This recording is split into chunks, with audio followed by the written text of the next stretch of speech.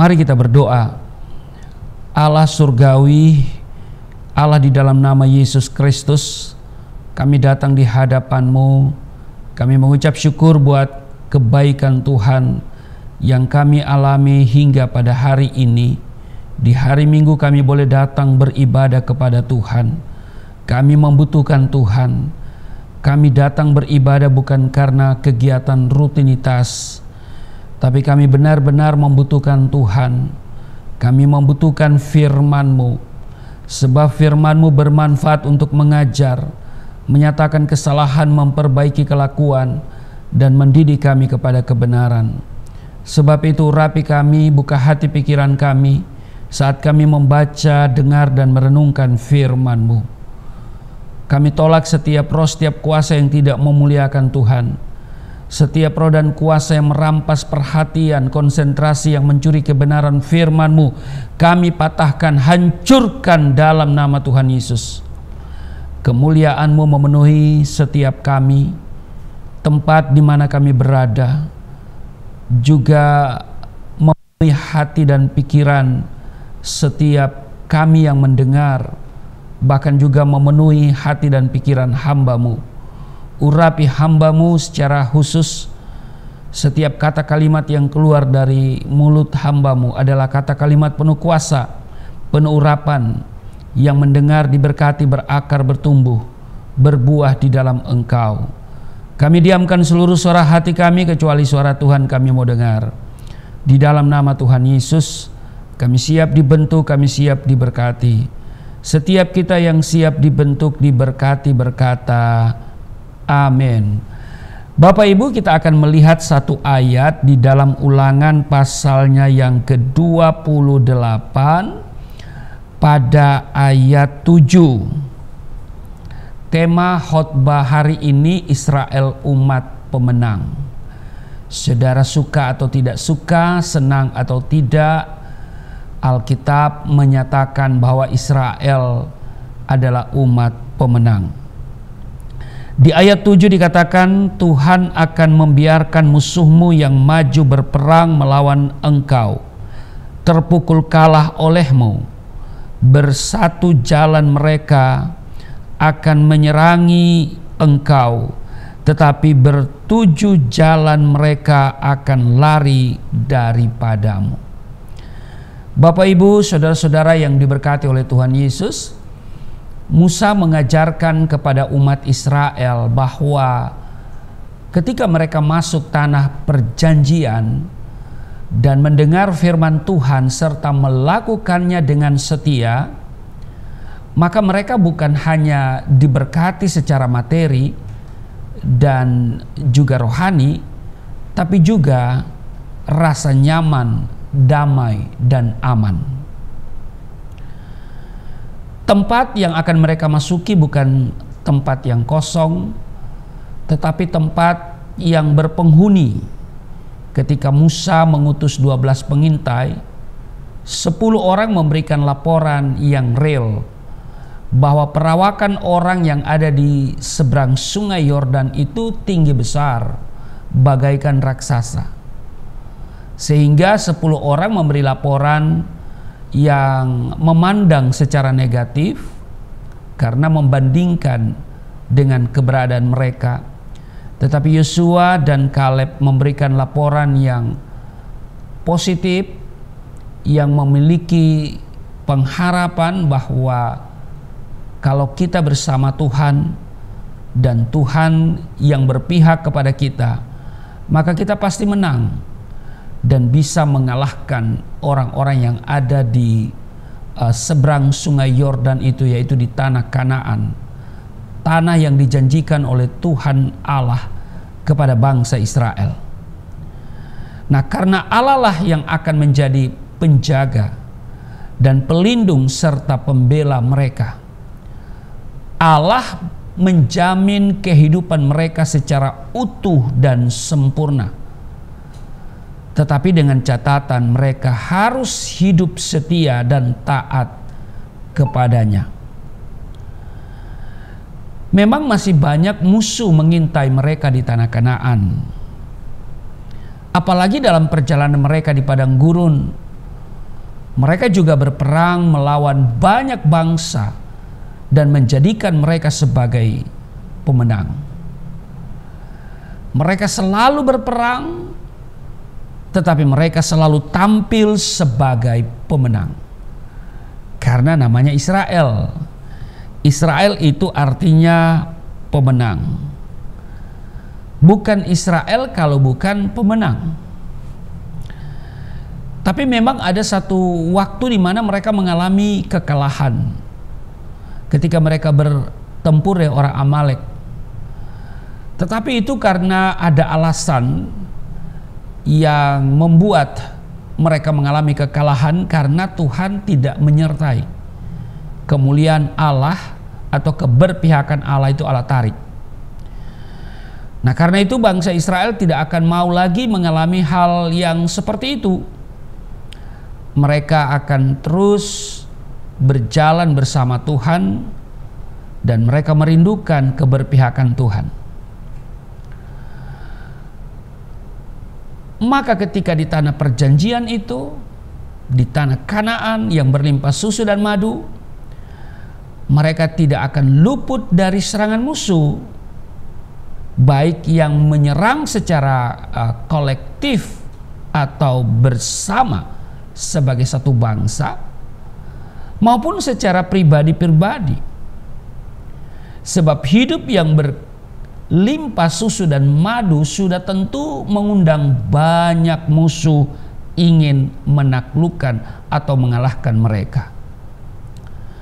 Tetapi Musa mengatakan, siapapun musuh mereka, berapa besar dan banyak pun kekuatan musuh mereka itu, dan dengan teknik atau strategi apapun juga, mereka tidak akan sanggup mengalahkan umat Allah, yaitu bangsa Israel. Karena Allah di pihak mereka. Allah yang menghadapi dan menghancurkan musuh mereka. Allah akan mencerai-beraikan musuh-musuhnya sehingga mereka terpukul kalah dan lari terbirit-birit ketakutan karena kuat kuasa tangan Tuhan yang mereka hadapi. Jadi kalau hari ini aksi bela Palestina lalu doanya mengutuk Israel, yang saya khawatirkan orang yang berdoa itu kena kutuk. Karena mereka melawan Allah Israel. Ya mungkin sudah pasti Allah yang mereka sembah berbeda dengan Allah Abraham, Ishak dan Yakub. Dan kita harus tahu bahwa Allah Abraham, Ishak dan Yakub itulah Allah Israel. Yakub itu kemudian berganti nama jadi Israel. Dan Alkitab sudah memberi ketegasan di 1 Tawarik 16:26 bahwa Allah bangsa-bangsa berhala. Juga pemazmur Daud di Mazmur 96 ayat 5, Allah bangsa-bangsa hampa. Jadi di luar Israel, Allahnya itu, Allah bangsa-bangsa itu berhala dan hampa. Allah yang benar adalah Allah Abraham, Ishak dan Yakub. Itulah Allah yang memberikan hukum kepada Musa. Dan orang Yahudi itu adalah memiliki iman Musa. Dan Musa itu ya adalah nabi orang Yahudi ya. Jadi orang-orang di luar sana yang mengklaim Nabi Musa juga nabi mereka perlu direnungkan. Perlu Anda pertanyakan kembali, renungkan kembali. Sebab kalau Anda menyembah Allah Abraham, Ishak, Yakub yang disembah oleh Musa, tidak mungkin Anda melawan Israel. Ya, karena Allah Abraham, Ishak dan Yakub itu berpihak kepada Israel. Jadi musuh-musuh Israel ketika masuk tanah perjanjian itu banyak. Tetapi Allah akan mencerai-beraikan musuh-musuhnya, sehingga mereka terpukul kalah dan lari terbirit-birit ketakutan karena kuat kuasa tangan Tuhan yang mereka hadapi. Kekuatan Allah sungguh terlalu amat sangat kuat, besar dan dahsyat. Sebab Dia pencipta bumi, alam semesta, manusia dan segala isinya diciptakan oleh Allah Israel.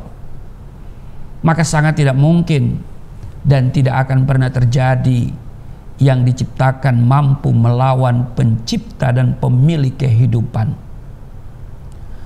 Maka umat Israel bukan hanya menang, tapi lebih daripada pemenang. Karena kekuatan yang teramat sangat dahsyat dari Allah melindungi dan menjamin hidup mereka. Siapakah yang dapat melawan Allah? Allah Israel. Adakah keputusan Allah dapat dibantah, apalagi dihentikan oleh manusia sehebat dan sebanyak apapun? Tentu tidak ada. Karena tidak ada kekuatan dan kekuasaan, tetapi juga kasih seperti Allah Israel. Janji Tuhan pasti dipenuhi kepada bangsa Israel. Kalau kita lihat di Yosua pasal 21 ayat 43 sampai 45. Di ayat 43, jadi seluruh negeri itu, yaitu negeri Kanaan yang dihuni oleh orang-orang Filistin. Ingat ya, Filistin bukan Palestina. Filistin yang zaman Alkitab Perjanjian Lama itu, ya, mereka adalah bangsa Eropa, ya, dan mereka dari Pulau Kreta. Sementara Palestina yang ada hari ini, ya, itu adalah bangsa Arab. Paham? Beda kan? Nah, jadi seluruh negeri itu diberikan Tuhan kepada orang Israel. Negeri Kanaan yang dihuni oleh orang-orang Filistin, yang kalau saya baca di Yosua pasalnya yang pertama, ya, saya akan bacakan untuk Bapak Ibu semua biar tahu, ya. Ada orang-orang yang ada di sana itu, ya, yaitu orang Het, ya.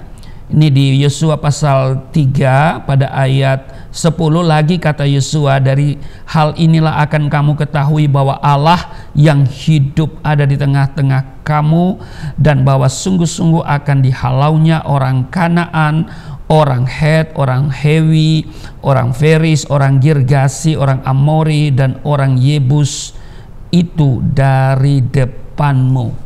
Jadi bukan kosong negeri itu, tetapi punya penduduk, ya, mereka yang datang dari Pulau Kreta, orang-orang Eropa, ya kan, dan negeri Kanaan, negeri yang di mana Allah memberikan kepada bangsa Israel.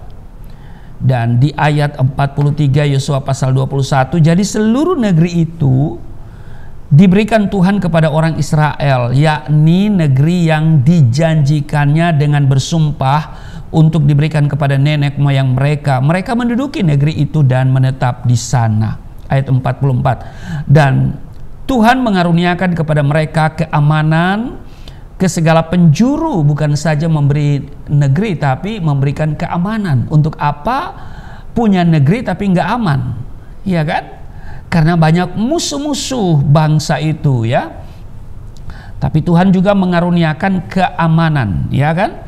keamanan ke segala penjuru, tepat seperti yang dijanjikannya dengan bersumpah kepada nenek moyang mereka.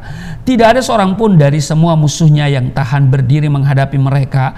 Semua musuhnya diserahkan Tuhan kepada mereka. Ayat 45, dari segala yang baik yang dijanjikan Tuhan kepada kaum Israel, tidak ada yang tidak dipenuhi, semuanya terpenuhi. Jadi Bapak Ibu, saudara-saudara yang diberkati oleh Tuhan Yesus, firman Tuhan yang ditulis dalam kitab Yosua 21 43 sampai 45 adalah salah satu bukti bahwa setiap janji Allah Israel yang pernah Allah janjikan bagi bangsa Israel mengenai tanah Kanaan tergenapi seluruhnya. Jadi seluruh negeri itu diberikan Tuhan kepada orang Israel, yakni negeri yang dijanjikannya dengan bersumpah untuk diberikan kepada nenek moyang mereka. Semuanya diberikan tepat seperti yang dijanjikan oleh Allah yang disembah oleh Abraham, karena tanah itu tanah yang dijanjikan kepada nenek moyang mereka, yaitu Abraham, ya kan? Kepada bangsa itu sebelum mereka keluar dari tanah Mesir, Allah sudah berjanji. Hal ini menunjukkan bahwa Allah tidak pernah mengingkari janjinya. Bagaimana dengan kehidupan kita saat ini? Apakah kita yakin dengan janji-janji Allah seperti yang tertulis dalam firman-Nya? Bapak Ibu, saudara-saudara yang diberkati oleh Tuhan Yesus, kita harus melihat janji Allah dalam perspektif bahwa tidak satu pun janji Allah yang tidak digenapi dalam kehidupan kita orang percaya. Amin. Segala janji Tuhan, apakah itu yang kecil dan besar, akan digenapinya dalam kehidupan saudara dan saya. Akan digenapinya kepada umatnya Israel. Mungkin hari ini kita belum melihat realisasi dari janji itu, tapi percayalah kepada Allah yang berjanji. Dia tidak akan pernah ingkar janji. Amin. Hal itu sudah Dia buktikan dalam kehidupan bangsa Israel, dan Dia juga Allah yang sama, yang sanggup memenuhi janjinya dalam kehidupan kita. Allah yang kita sembah, Allah yang menyatakan dirinya di dalam Yesus Kristus. Allah yang disembah oleh Abraham, Ishak dan Yakub, yang hari ini kita sembah, yang telah menyatakan dirinya di dalam Yesus Kristus, firman yang telah menjadi manusia. Yesaya 26 pada ayat 12 menulis, "Ya Tuhan, Engkau akan menyediakan damai sejahtera bagi kami. Sebab segala sesuatu yang kami kerjakan, Engkaulah yang melakukannya bagi kami." Bapak Ibu, saudara-saudara yang diberkati oleh Tuhan Yesus, betapa luar biasanya janji Tuhan bagi kita orang-orang percaya. Amin. Suasana apapun saat ini yang sedang engkau alami, saya mau katakan begini Bapak Ibu, dengar baik. Percayalah kepada Tuhan bahwa semua itu akan menemui jalan terbaik yang menggembirakan tepat pada waktunya. Sebab Dia turut bekerja dalam segala hal. Dia turut bekerja dalam segala perkara. Dia akan memberikan kemenangan bagi setiap kita. Amin. Jangan memaksakan kehendak atau berjanji pada orang lain kalau janji itu tidak bisa kita tepati. Kalau seseorang berjanji pada kita dan janjinya tidak ditepati, mungkin kita akan merasa sakit hati atau langsung memberi kesimpulan bahwa orang tersebut tidak bisa dipegang janjinya.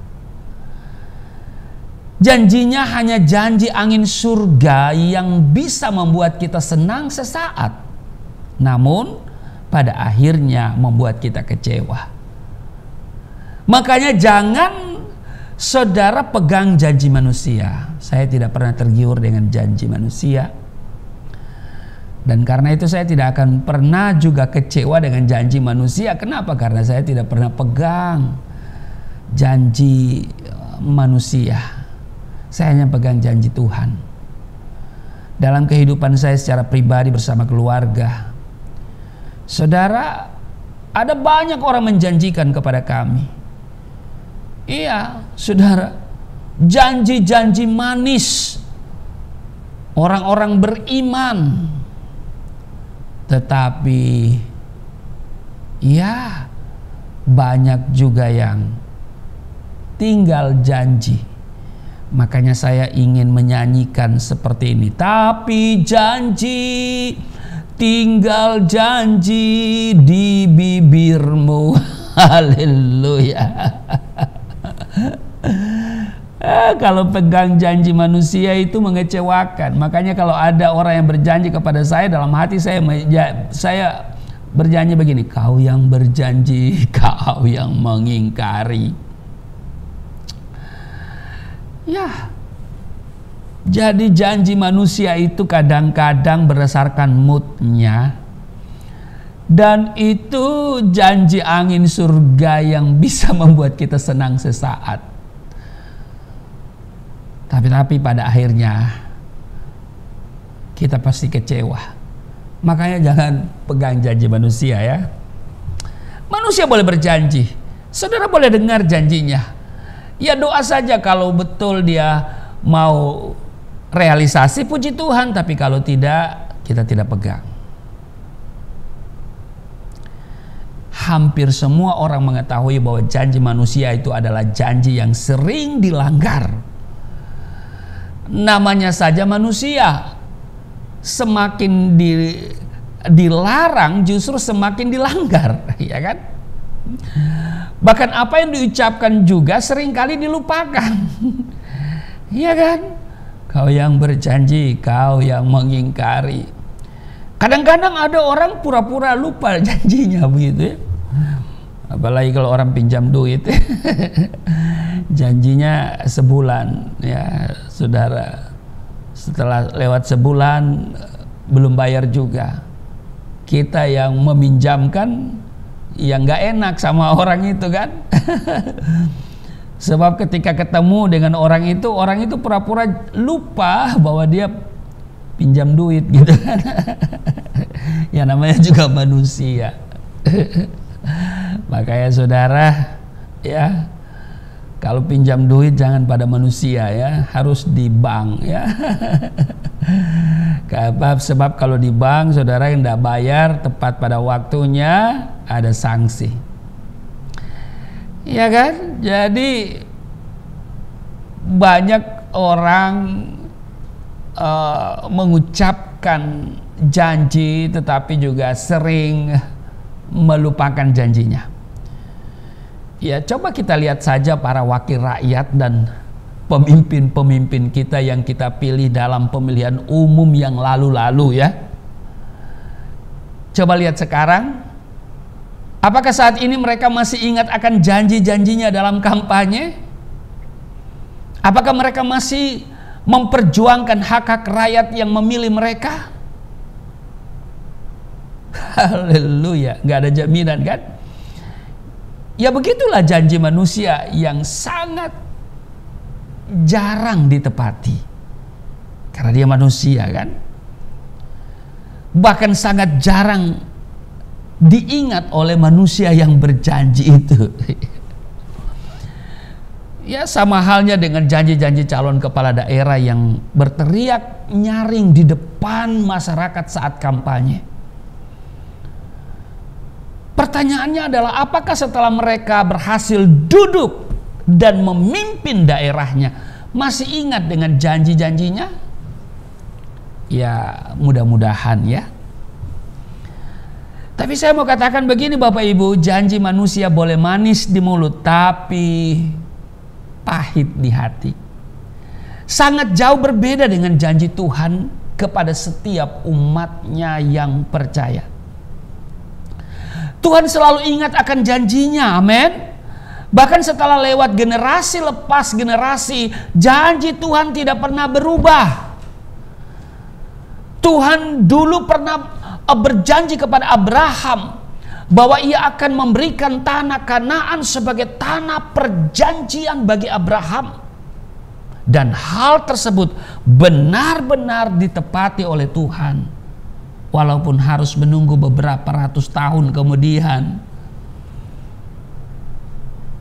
Saudara, saat Musa membawa bangsa Israel keluar dari tanah Mesir, dan kemudian Yosua membawa bangsa Israel masuk ke dalam tanah perjanjian tersebut, saat itulah Tuhan menepati janjinya kepada nenek moyang bangsa Israel.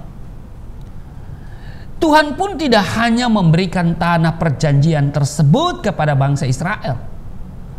Tuhan juga memberikan keamanan, ini yang paling penting, kepada bangsa Israel, sehingga bangsa Israel dapat mendiami tanah tersebut dengan tenang. Tuhan melindungi bangsa Israel dari ancaman bangsa-bangsa di sekitarnya. Dan saya yakin Tuhan akan melindungi Israel dari serangan Hamas yang punya tekad untuk membunuh semua orang Yahudi sampai pada orang Yahudi terakhir, dan akan menghapus Israel dari peta dunia. Jangan-jangan nanti Tuhan yang akan matikan mereka semua dan menghapus mereka dari sejarah dunia.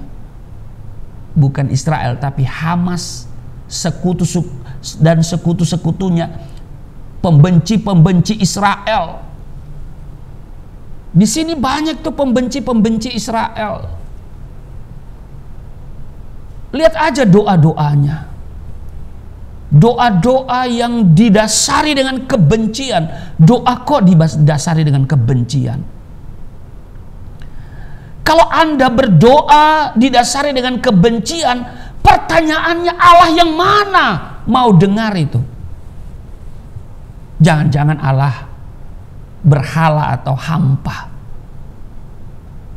Sebab kalau Allah yang menciptakan langit dan bumi, Dia mengasihi semua orang. Dia mengasihi bangsa Israel, Dia juga mengasihi bangsa Palestina. Maka kita berdoa untuk Palestina, ya, supaya segera berakhir perang itu, supaya ada damai, gitu kan. Tapi jangan kita berdoa supaya membinasakan Israel. Jangan-jangan Anda yang akan dibinasakan.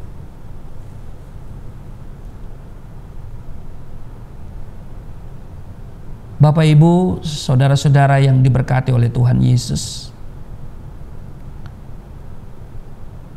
sekali lagi Tuhan pun tidak hanya memberikan tanah perjanjian tersebut kepada bangsa Israel. Tuhan juga memberikan keamanan kepada bangsa Israel, sehingga bangsa Israel dapat mendiami tanah tersebut dengan tenang.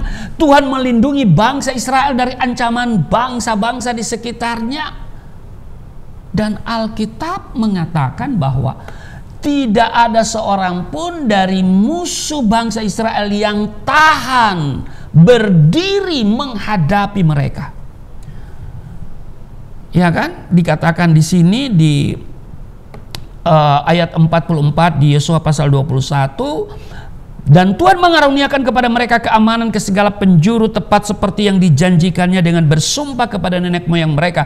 Tidak ada seorang pun dari semua musuhnya yang tahan berdiri menghadapi mereka. Semua musuhnya diserahkan Tuhan kepada mereka. Haleluya. Jadi Alkitab mengatakan bahwa tidak ada seorang pun dari musuh bangsa Israel yang dapat tahan berdiri menghadapi bangsa Israel. Tuhan menyerahkan, ya, seluruh musuh-musuh bangsa Israel. Ya. Tuhan mengaruniakan kepada mereka keamanan ke segala penjuru, tepat seperti yang dijanjikan dengan bersumpah kepada nenek moyang mereka. Tidak ada seorang pun dari semua musuhnya yang tahan berdiri menghadapi mereka. Semua musuhnya diserahkan. Jadi Tuhan menyerahkan seluruh musuh-musuh bangsa Israel.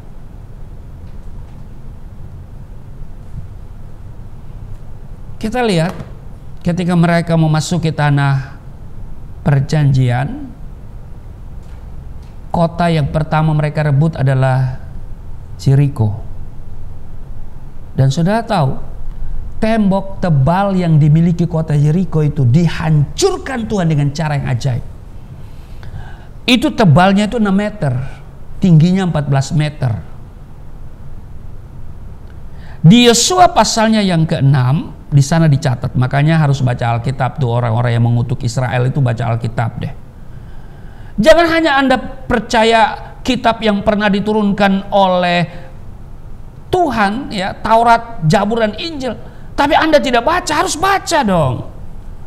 Jangan kemudian Anda punya alasan, karena sekarang udah palsu. Ya ampun. Alkitab Perjanjian Lama itu dipegang oleh 3 komunitas. Komunitas Samaria, komunitas Yahudi, dan komunitas Kristen. Pegang satu kitab itu, Perjanjian Lama. Jadi jangan sampai Anda katakan udah palsu. Kalau palsu mana aslinya? Dan jangan Anda juga berkata bahwa Zabur itu, ya, atau Injil itu diturunkan kepada Nabi Isa. Ya, kecuali Nabi Isa yang berbeda dengan Yesus. Kalau Yesus itu tidak diturunkan kitab, tetapi dia adalah firman itu sendiri, sehingga dia tidak berkata bahwa Allah berfirman, tidak. Dia berkata, aku berkata kepadamu, aku berkata kepadamu, aku berkata kepadamu. Karena dia adalah firman yang menjadi manusia. Di Yosua pasal 6 ayat 20, lalu bersoraklah bangsa itu sedang sangkakala ditiup. Segera sesudah bangsa itu mendengar bunyi sangkakala, bersoraklah mereka dengan sorak yang nyaring, maka runtuhlah tembok itu, lalu mereka memanjat masuk ke dalam kota, masing-masing langsung ke depan dan merebut kota itu, kota Jericho. Saya sudah 12 kali ke sana. Ada puing-puingnya di sana. Temboknya udah nggak ada, tinggal puing-puing tembok itu, ya. Jericho itu adalah kota tertua di dunia ini. Perhatikan bahwa Tuhan pun menghentikan matahari dan bulan ketika Yosua berperang di daerah Gibeon. Kita lihat di Yosua pasal 10 ayat 13. Maka berhentilah matahari dan bulan pun tidak bergerak, sampai bangsa itu membalaskan dendamnya kepada musuhnya. Saudara lihat bagaimana Allah yang benar itu berpihak kepada Israel. Karena itulah Allah Israel, Allah yang disembah oleh Abraham, Ishak dan Yakub. Itulah Allah yang benar. Kalau Allah bangsa-bangsa lain itu berhala, Allah bangsa-bangsa lain itu adalah hampa. Maka itu hari ini saya mengimani Allah Abraham, Ishak dan Yakub yang menyatakan dirinya di dalam Yesus Kristus. Bapak Ibu, jika kita ingin mengerti apa saja hal-hal yang Tuhan janjikan kepada kita, bacalah Alkitab dari Kejadian sampai Wahyu. Di situ kita akan menemukan ratusan bahkan ribuan janji-janji Tuhan bagi orang-orang yang takut akan Tuhan, termasuk saudara dan saya. Bukankah hal itu sangat luar biasa? Kita tinggal menantikan janji Tuhan tersebut digenapi dalam kehidupan kita dengan iman percaya kepada Yesus Kristus. Sebab dikatakan tadi di ayat 45, ya, bahwa dari segala yang baik yang dijanjikan Tuhan kepada kaum Israel, tidak ada yang tidak dipenuhi. Semuanya dipenuhi. Amin. Iya, hanya soal waktu. Dia akan memenuhi semuanya bagi kita Dia yang berjanji, Dia yang akan menggenapi. Bapak Ibu, sesungguhnya dari semua janji-janji tersebut, ya kan, segala yang baik yang dijanjikan Tuhan. Jadi Tuhan hanya menjanjikan yang baik bagi bangsa Israel. Tuhan hanya menjanjikan yang baik bagi kita semua. Segala yang baik yang dijanjikan Tuhan, tidak ada yang tidak dipenuhi. Semuanya terpenuhi. Karena itu saya mau katakan, masihkah engkau meragukan Allah Israel?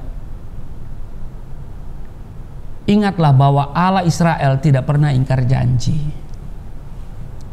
Kecuali Allah bangsa-bangsa yang Alkitab bilang itu ya, hampa dan berhala.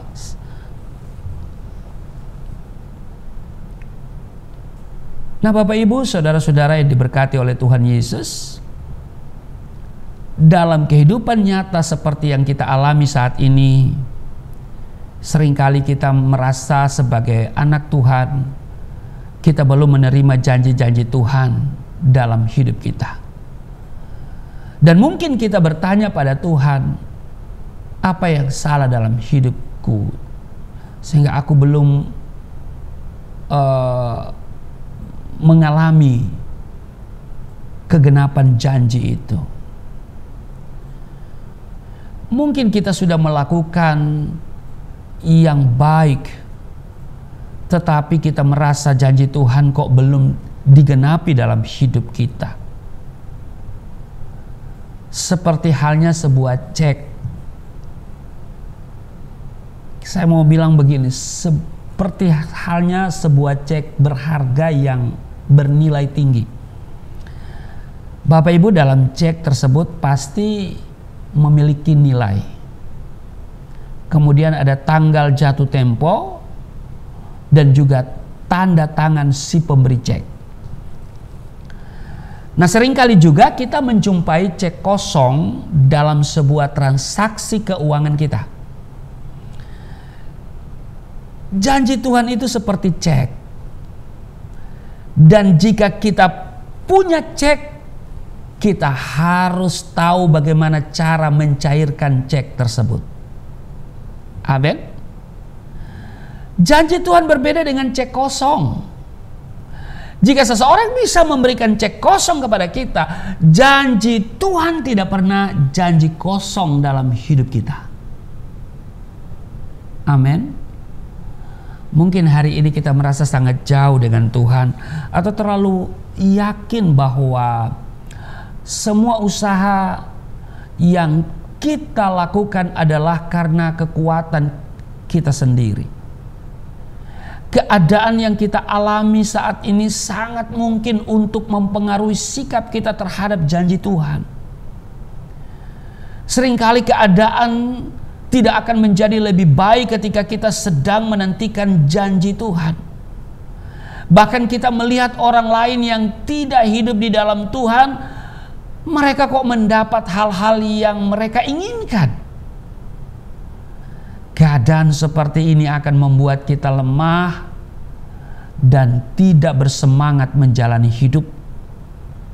Bahkan sebagian orang kemudian meninggalkan ibadahnya kepada Tuhan, bahkan mungkin meninggalkan Tuhan oleh karena mereka tidak memperoleh apa yang telah dijanjikan Tuhan kepada manusia, kepada mereka.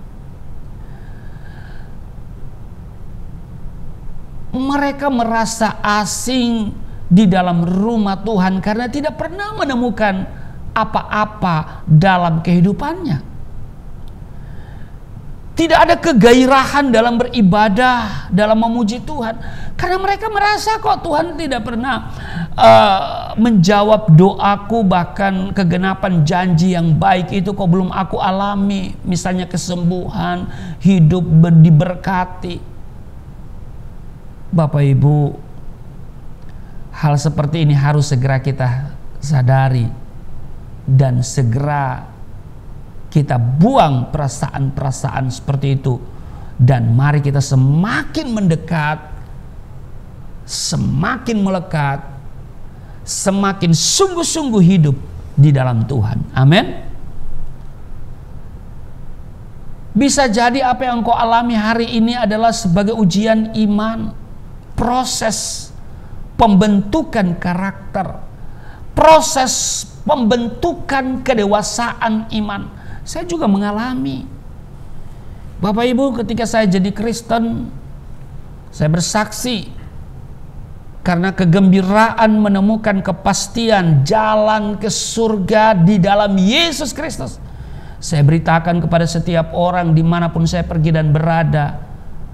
Dan oleh kesaksian itu akhirnya saya harus berurusan dengan pihak yang berwajib dijerat dengan pasal 156A KUHP.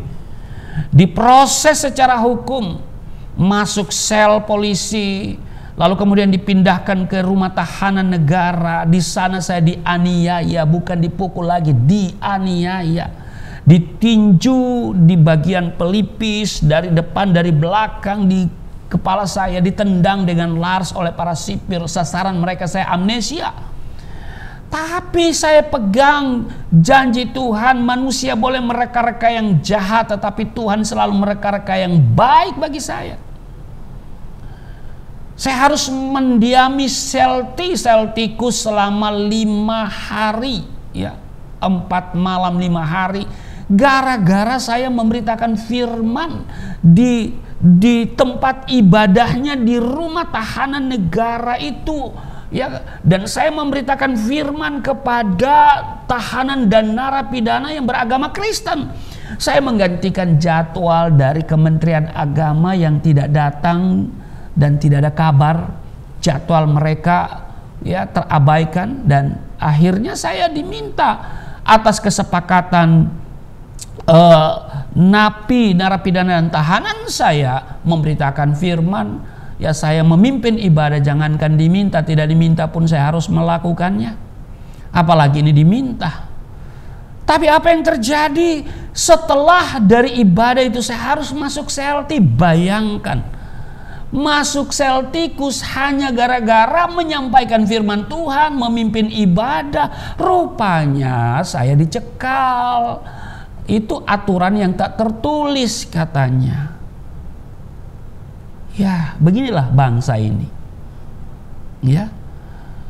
156A KUHP itu diperlakukan secara tajam kepada kelompok minoritas, tetapi tumpul kepada kelompok mayoritas. Kelompok mayoritas dengan bebas mereka menghina, menghujat Kristen, menghina Yesus, menghina Rasul Paulus.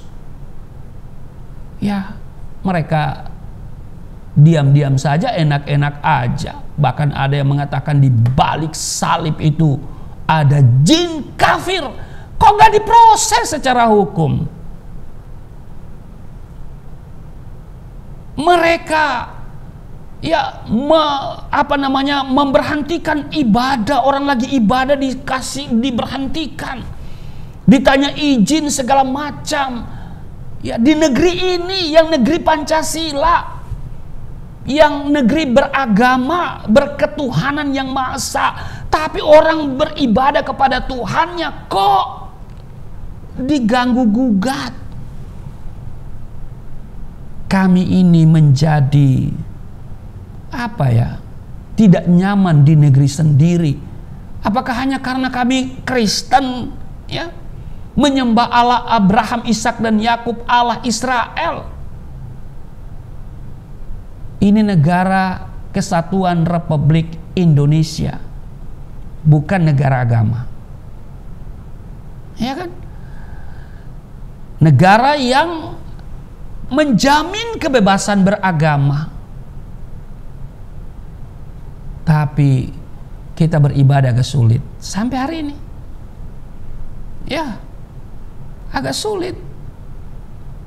Jangankan membangun tempat ibadah yang baru, yang lama aja disuruh bongkar karena alasannya nggak ada izin. Ya, izinnya susah. Walaupun ada izin, kalau tetangga komplain, kita bisa dibongkar itu, ditutup itu. Ya, tapi kita tidak pernah membenci. Ya. Harusnya kalau mereka hari ini merasa punya rasa kemanusiaan dengan Palestina, juga harus punya rasa kemanusiaan dengan kelompok minoritas, dalam hal ini Kristen di Indonesia. Iya kan? Harusnya. Tapi biarlah kita hanya berdoa. Kita tidak punya hak untuk membalas. Karena Injil mengajarkan kepada kita, jangan balas kejahatan dengan kejahatan, kalahkan kejahatan dengan kebaikan. Berdoa, kasihlah musuhmu, berdoalah untuk mereka. Dengar, kasihlah musuhmu, kata Tuhan Yesus. Bukan hanya berdoalah untuk musuhmu. Kalau kita berdoa untuk musuh, doa kita pasti doa kutuk, doa yang penuh dengan kebencian. Tapi Yesus mengatakan, kasihilah musuhmu, berdoalah untuk mereka. Kalau sudah dimulai dengan kasih, maka doa yang lahir dari kasih pasti berkat, bukan kutuk. Maka itu kami berdoa supaya orang-orang yang menindas kekristenan di negeri ini dijamah Tuhan. Bapak Ibu, Tuhan ingin agar kita semua dapat menjadi sempurna di hadapannya. Oleh karena itu, keadaan yang kita alami saat ini, hari-hari ini, merupakan suatu proses agar janjinya dapat digenapi dalam hidup kita. Jadi kalau engkau sedang mengalami hal-hal yang mungkin tidak enak, ingat Allah turut bekerja dalam segala hal, mendatangkan kebaikan, pasti mendatangkan kebaikan. Saya juga diproses, bukan cuma masuk penjara, dari segi keuangan juga. Hidup kami dulu, waduh, sangat memprihatinkan. Puasa yang kami lakukan itu bukan tuntutan iman, tetapi tuntutan keadaan. Mau makan apa? Ya puasa aja. Sampai-sampai anak minta susu, kami nggak bisa beli susu. Ketika minta susu, ya kasih teh. Dan kita bilang sama anak itu, ini susu merah. Dia minum juga. Tapi lama-lama dia katakan, Papa bosan susu merah, minta susu putih atau susu coklat. Kami hanya bisa berdoa kepada Tuhan.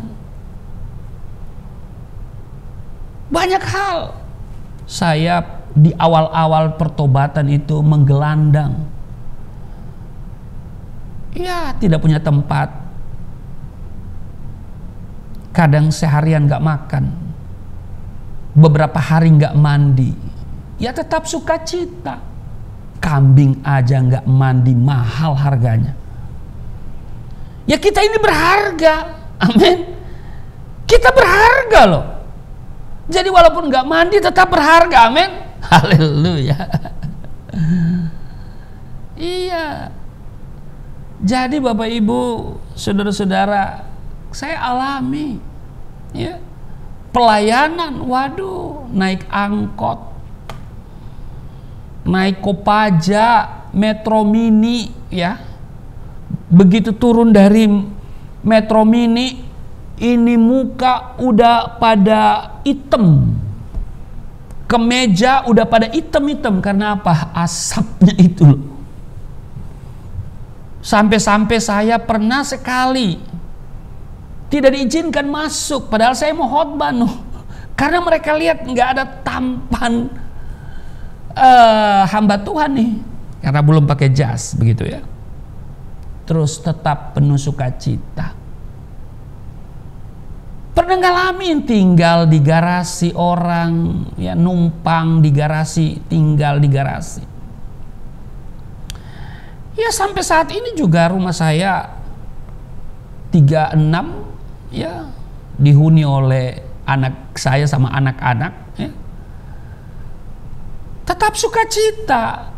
Saya percaya bahwa Tuhan yang saya sembah di dalam Yesus Tuhan yang benar.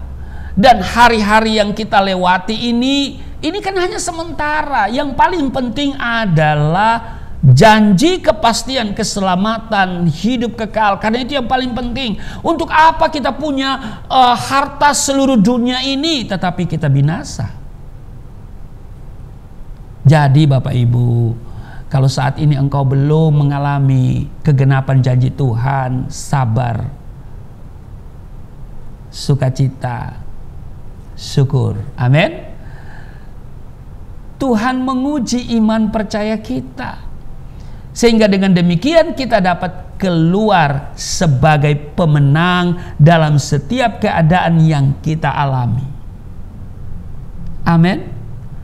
Proses yang demikian akan menjadikan kita semakin kuat di hadapan Tuhan dan tidak terombang-ambing oleh keadaan yang semakin tidak menentu ini. Tetapi seperti apa yang tertulis di dalam 1 Korintus pasal 2 ayat 9, apa yang tidak pernah dilihat oleh mata dan tidak pernah didengar oleh telinga dan yang tidak pernah timbul di dalam hati manusia, semua yang disediakan Allah untuk mereka yang mengasihi Dia. Pegang janji Tuhan ini. Tidak pernah terpikirkan, tidak pernah dilihat sebelumnya, tidak pernah didengar, tidak pernah timbul di dalam hati. Itu Tuhan sediakan bagi kita yang mengasihi Dia. Makanya kalau kita sedang diproses, mengalami hal-hal yang tidak mengenakan, ingat Dia turut bekerja dalam segala sesuatu, mendatangkan kebaikan dalam segala hal. Amin. Karena itu kuncinya sabar, sukacita, syukur. Jadi firman Tuhan ini kiranya menyadarkan saudara dan saya, kita semua, tetaplah kuat di dalam iman. Jangan bimbang, tetap percaya. Amin. Yakin bahwa Tuhan senantiasa menyertai kita dan memegang kita dengan tangan kanannya serta membawa kita kepada kemenangan demi kemenangan, lebih daripada pemenang. Tuhan Yesus memberkati.